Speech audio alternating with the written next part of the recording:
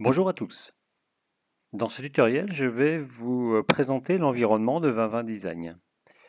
Lorsque vous ouvrez le logiciel, vous arrivez sur cette page où vous allez retrouver votre page de dessin. En partie haute, vous allez retrouver les menus avec ruban, même principe que Microsoft Office. Chaque fois que vous cliquez sur un menu accueil, vous avez un ruban qui vous affiche des icônes. Plan de pièce,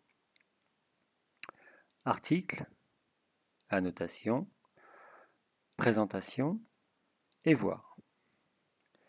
Autre manière aussi, vous avez dessous un ruban qu'on va appeler Quick Access. Je vais vous expliquer comment moi je l'utilise. Ensuite, dans cet environnement, vous allez retrouver des boîtes d'utilitaires telles que glisser-placer, qui va nous permettre d'aller chercher des catalogues et ensuite des catégories. Vous avez une boîte de dialogue qui est le placement et une boîte qui est l'information. En partie basse, vous allez avoir des calques que vous pourrez gérer comme vous le souhaitez, où vous ferez apparaître des choses différentes dans chacun. En partie basse à droite, vous allez avoir des icônes de fonctionnement de type activer les collisions ou pas, activer les accroches ou pas. Vous avez des liens, vous avez aussi affiché ou caché la caméra. Voilà, ça se passe au niveau de ces icônes-là. Et puis dernier point, vous avez ici une fonction qui s'appelle Attribute Light, qui va permettre d'avoir de l'information sur le meuble ou l'objet que l'on aura sélectionné. Voilà comment se compose l'environnement de 2020 Design.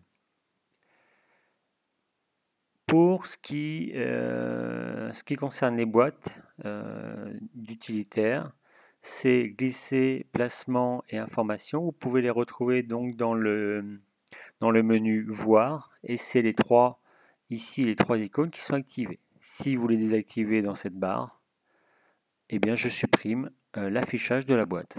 Information, voilà. Je n'ai plus ici que glisser, placer que vous retrouvez là. Je les réactive. Ils sont là. Autre point, si vous voulez modifier la configuration de votre écran, vous pouvez à tout moment prendre une boîte de dialogue, placement par exemple, je la prends, je maintiens appuyé avec le clic gauche de ma souris et je peux aller la mettre en partie haute, je peux la mettre à droite, comme cela, et je lâche, voilà. La boîte de dialogue est positionnée à droite. De la même façon, si je veux mettre les informations dessous, je sélectionne avec le clic gauche, je maintiens appuyé et je vais soit la mettre à côté de la boîte de placement ou je peux la mettre en dessous. À tout moment, je peux redimensionner ces boîtes de dialogue.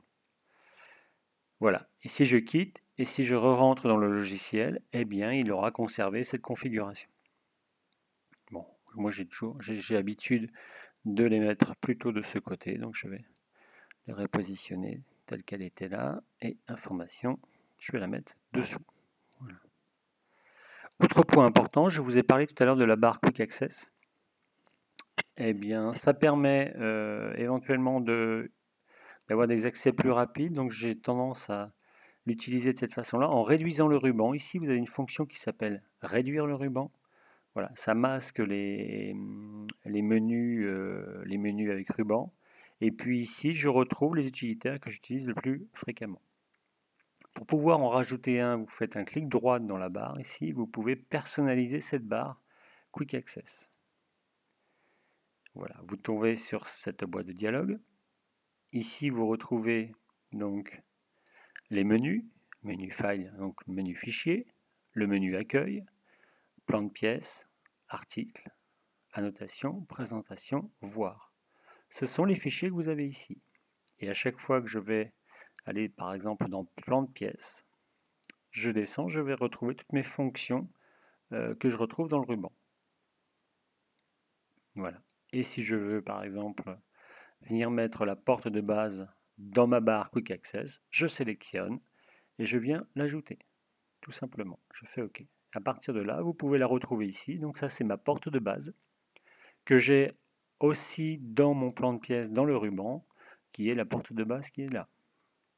Voilà. Donc, autre façon de le supprimer, vous allez tout simplement sur cette icône, vous faites un clic droit, supprimer de la barre d'accès, et voilà, il est supprimé. De la même façon, vous pouvez le rajouter. Autre manière, vous vous positionnez sur la porte de base, clic droit, ajouter à la barre Quick Access.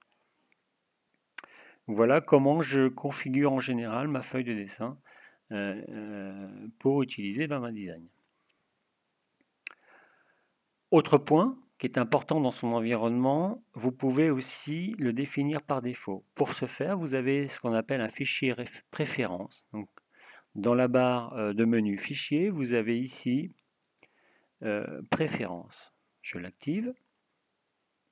Vous pouvez à tout moment changer les couleurs ou l'aspect de votre application. Je peux le placer en bleu, appliquer. Voilà, ça change un peu le look. En argent, de la même façon. Moi, j'ai fait le choix de le garder en foncé. D'autre part, vous pouvez ici choisir le catalogue que vous voulez mettre par défaut. Je pourrais mettre cuisine. Je clique sur cuisine et je vais activer, assigner comme catalogue par défaut les cuisines. Le fait de faire ceci, puis d'appliquer et de faire OK, eh bien maintenant à chaque ouverture, je vais avoir cuisine 2014. Dessous, je vais retrouver les catalogues. Autre chose, fichier préférences. Donc les catalogues. Ensuite la devise, bon elle est en euros, il n'y a pas à modifier les choses. Là ce sont des préférences liées au calque que vous retrouvez dessous, tous sans dimension. Vous pouvez avoir un export vers AutoCAD. Ensuite vous avez des chemins d'accès de fichiers, je ne l'utilise pas beaucoup. Les paramètres d'assistant non plus. Ce qui est important, c'est ce qui va être important, c'est les murs, lignes de construction. On le verra dans un tutoriel suivant, mais on peut définir par défaut les épaisseurs de murs et les hauteurs de murs. C'est à cet endroit-là que ça se passe. Je peux, dans mon espace de travail, faire afficher les formes en 3D en plan et en élévation. Et puis je peux, sur la texture de la pièce, prédéfinir par défaut le plafond, le sol et les murs, de façon à ce qu'il y ait une configuration par défaut. Voilà, sur les autres points, je passe rapidement. Donc voilà, ce fichier préférence est important aussi.